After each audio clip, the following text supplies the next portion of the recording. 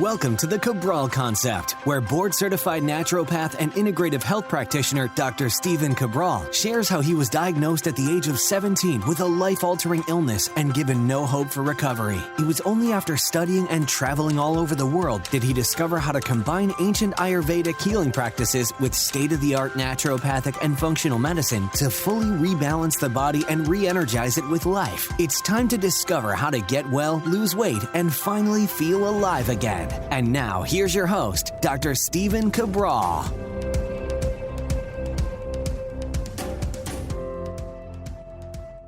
Hi, everyone. Welcome back to the show. We're here today on episode 2218 of the Cabral Concept, and we are going to be going through a real-world case study today. So I think we have about a dozen or so of these case studies completed. We've done them on food sensitivities. We've done them for children's food sensitivities. We've done them with gut dysfunction in terms of bacterial overgrowth, yeast overgrowth. We've done omega-3 levels to omega-6 levels. We've done heavy metals. We've done quite a few. So if you're looking for additional case studies, if this is something that interests you, actually going through real-world wellness client case studies, I will definitely link those up at stephencabral.com/2218. And if you'd actually like to download this lab, it's fairly interesting, and learn more about it, I will link that up as a PDF right there as well at stephencabral.com/2218. All right, looking forward to getting into this here today. This is what we call a mold mycotoxins test.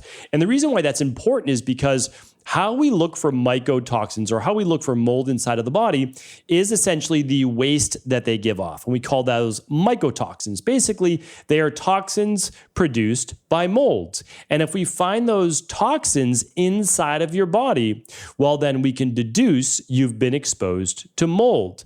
So what I want to share with you here today is that we look at multiple types of mycotoxins from multiple types of mold, how you might be exposed to it, and then, of course, what that might look like. All right, so this is actually a very simple test. This is a urine-based test.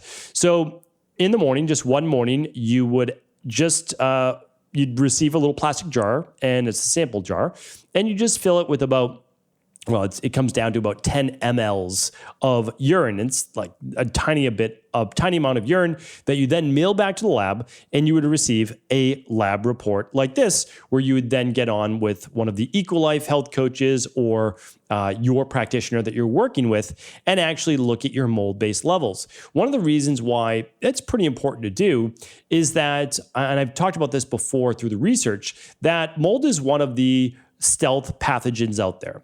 So that means that you don't really see it, but you could have mold spores in the air. 51% of all homes in the New England-based area, as well as England and other northern, more moist-based climates, definitely have mold issues. And in the homes, that was about 51% of all homes. Mold is most easily transmitted through the air, but also in water-damaged buildings. So, for example, a doctor friend of mine was at work and really started to get like a lot of sinus issues, postnasal drip, headaches, lower energy during the day. And he's not a naturopathic doctor. He's not a functional medicine doctor, but he knows about health. There's no doubt about it. And so I said, well, do you have this issue as much when you're at home? And he said, no. And I said, well, when does it start? He's like, well, about like a half hour or so after I get to work. I said, is it possible that you have mold in your air conditioning vents or your heating vents at work? And, or, is it possible that you have water damage in your unit? So I asked him, I said, listen, do you have rugs in your office? And they actually, and this is strange, but it's an older hospital building, and they had rugs there. I said, well, just kind of pull up a corner, see if it looks like there's ever been any water damage or anything like that. And he didn't do it right away. It took a couple weeks, but he looked at it. He actually looked around on the ceiling, and he saw that there was previous water damage. And he just complained actually to the hospital, and I'm shocked that they did this, but they investigated and they found all mold behind the walls. So every day he was going to his office and he was breathing in mold. That is the most common exposure to mold. You're renting a home, you just bought a home, and behind the walls, behind the sheetrock, there's mold because at one point there was water damage, right? There was a water heater or a toilet or a bathtub or something that overflowed, and then that led to water then damage inside the walls, and then as it dried, it started over time to grow mold. That's the most common exposure. We see it all the time. The problem is it can lead to low mood, depression, skin rashes, low immunity. It can lead to hair loss. It can lead to, those are the main ones. Mood, skin, hair loss, headaches, brain fog. That is typically what we see. That's when we decide to investigate and run a mold-based test. We also run a mold-based test if we've done a Candida metabolic and vitamins test and some of those first 9 markers are elevated that may show mold. If that's the case, maybe we run this test, or maybe we just save the money and we do a mold-based protocol. Either way, though, this is important to look at it because for chronic cases where people are chronically sick and unwell and tired and all that, you do want to look for stealth pathogens. I'm going to link up my stealth pathogens podcast. Obviously, it's completely free, and it will teach you about all the different stealth pathogens, not just mold. Sometimes we blame mold on everything. It's like 10 years ago, we used to blame everything on Lyme. Not everything is Lyme. Not everything is mold, but it's important to look for it because some cases are Lyme. Some cases are mold. All right, so let's start to look at this lab. My team has redacted this for me, which is very kind of them. And so obviously this is very confidential for the client. So this is basically a mycotox profile, and this is the metabolite. So think of this as the toxin right here, the mycotoxin. Think of this as the normal range. And then, so green would be ideal, okay? And then the red would be abnormal. And I'll talk about abnormal in just a moment. So the normal range for these 3 aflatoxins are part of Aspergillus. If you're not watching this on video, it's okay. We obviously would love you to watch right on YouTube at Stephen Cabral or right on my website at stephencabral.com/2218. If you're just listening to this on audio, I will explain it all on audio as well. So no worries at all. So under Aspergillus, there are 3 main mycotoxins, okay? So that's basically 3 toxins that come from Aspergillus. So Aspergillus is the type of mold that we're talking about, okay? It's basically a genus of mold, a type of mold. Almost think of it as like a type of fungus. That's the best way to look at it because it is. So Aspergillus can give off aflatoxin M1. You might have heard of aflatoxin M1 before. When we talk about aflatoxins, we sometimes talk about there being aflatoxins in things like peanut butter or sometimes coffee, things of that nature. Ochratoxin A is another one, and gliotoxin is the last. Now, this individual wellness client was perfectly fine on aflatoxin M1 and gliotoxin, no problems at all. But ochratoxin, we wanted them below a 7.5. And when we see their lab, they're about halfway into the abnormal range. They're a 13.1. So they're more than double their normal.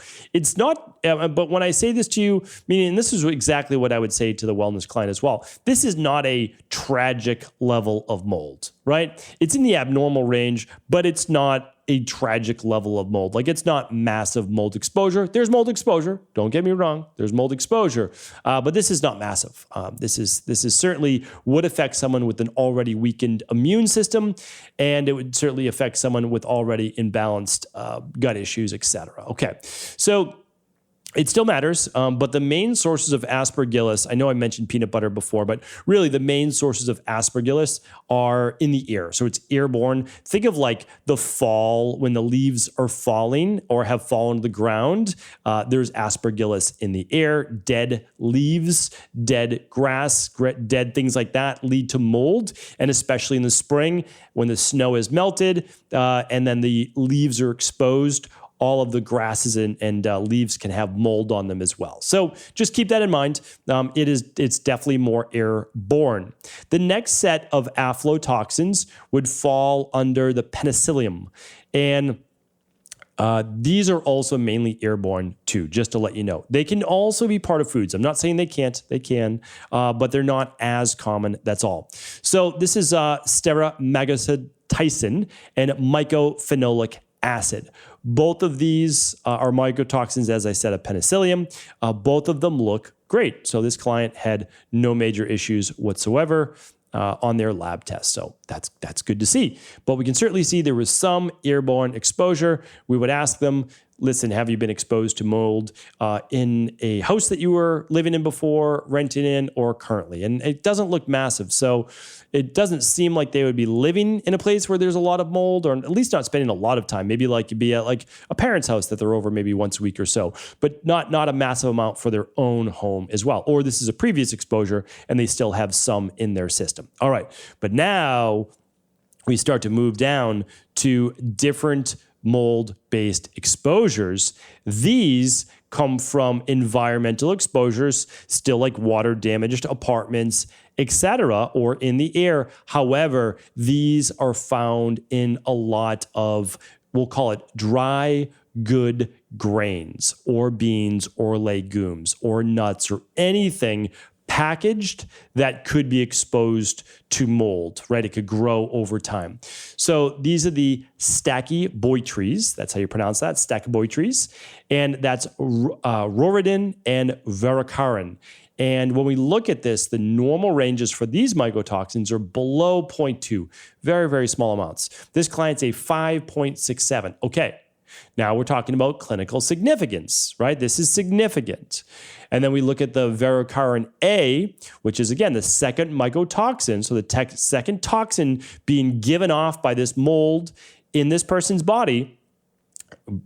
Clinical range should be less than 1.3, and this person's a 21.97, right? So we're looking at a massive increase, 20x or so of what normal should be. So this is considered then, yes, a high exposure to this particular mold. And I'll get to then what we're going to do about it in just a moment. And then the last mold that we are looking for, well, I shouldn't say the last mold, there's a couple more, is Fusarium. And this is Ananiatin B, as well as Z. aralonin, and that Ananiatin is actually quite high as well on this individual. Again, we're looking at this from cereal-based grains, nuts, legumes. Doesn't mean they're all bad. I just want to share with you that, but I do have to mention it.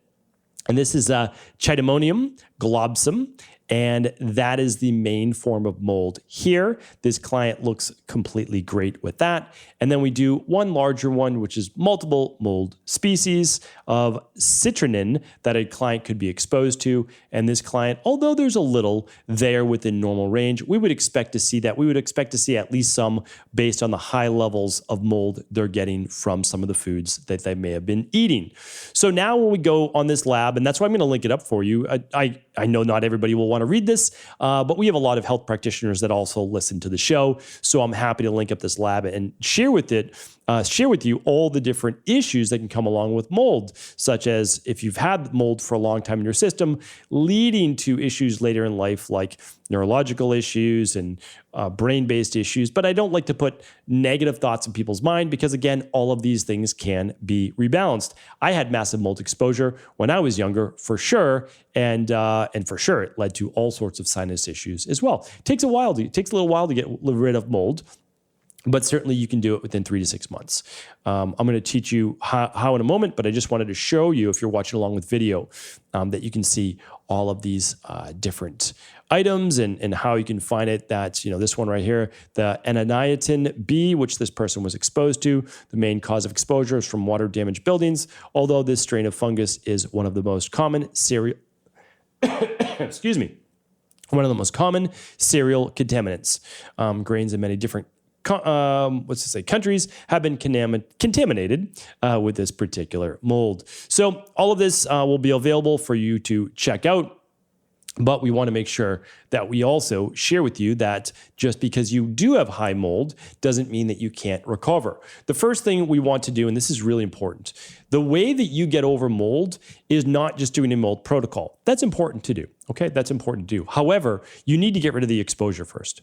And that's because you'll be on a mold protocol for the rest of your life if you don't get rid of the exposure. So I have many podcasts on mold. I'm definitely going to link them up today at stevencabral.com/2218. But what I want to do is share with you is this. you have to look for the mold exposure in your home. You can literally get a company to come out to you for free. They're called mold remediators. And that is because if they find mold in your home, you'll most likely be able to use your homeowner's insurance to pay them to then remediate it. So of course, they come out, they want to show you a positive result if it's really there, and then they'll get paid to remediate it, right? They'll get remediated, just means to remove it from your house. And the other caution I would say is if you ever have any water damage in your home, it's a pain, it costs money, but you want to get rid of everything that was exposed to water damage. You really do. So if you had water run down one of your walls, I had to do that in an apartment that I was living in Boston, our condo. We had to rip out the entire wall, and we had to rip out the insulation on that wall. A neighbor above us, unfortunately, their sink overflowed, it leaked, it ran down our wall. We had to replace all of the sheetrock. We had to replace the insulation, but better to do that, honestly, than have mold start to grow over the next few months and years. So remove the exposure, and that includes then your cereal grains as well. That's literally boxed cereal, boxed beans, dried dried almonds, like anything like that that could be exposed, nuts, and just make sure that you're getting mold-free varieties, right? So if you're getting oats, there are companies that test for mold, and they can just make sure that, okay, they're mold-free. And I think that that's very important to do. So those are the main things. What can you do if you're outside in New England, in March? Well, it can be a bit of a challenge in April, right? Because there's mold in the air. So at that point, though, you simply want to be on a mold protocol, or if you're healthy, then your body's going to be able to fight off the mold that it's exposed to, again, as long as it is healthy and as long as the exposure is not too great. So once we've removed the way that you're getting it, then we actually want to then complete, most likely first, like again, that's why you need to test your gut first. You can't do a mold protocol if you have gut-based issues. And the reason is you would do the gut protocol first. So you'd most likely do the citracidal plus CBO protocol first. You do an intestinal cleanse, which includes the binders, such as your bentonite clay, etc. And then after that, you would complete the mold protocol while you're doing the heal and seal to seal up your gut. That's without a doubt the most effective way to do it. That's what we found in our practice to far and away be the most effective, because you're getting 12 weeks of the CBO protocol, you're doing an intestinal cleanse with the binders, then you're healing and sealing your gut while doing the mold-based protocol. And that's shorter as well. But if you look at it, well, it's 12 weeks, which also helps with mold. And then you add on the 8-week or so mold-based protocol. For sure, that's what we've seen the greatest results in our practice with pretty amazing before and after success stories. So hopefully this was helpful. Again, if you like these case studies, just let me know. I'm happy to do more of them. You can always leave a comment right here on YouTube. If you're watching on YouTube, I would love you to do that. I would love you to follow, subscribe, and click that notification bell for daily health-based videos. And of course, if you want to leave a comment on Instagram, you're also welcome too. So the case study PDF and the lab, if you want to run your own mycotoxins lab, as well as that Candida metabolic and vitamins test, you can head on over to stevencabral.com/2218. Take care, everyone. Before you go, I wanted to share a personal story with you.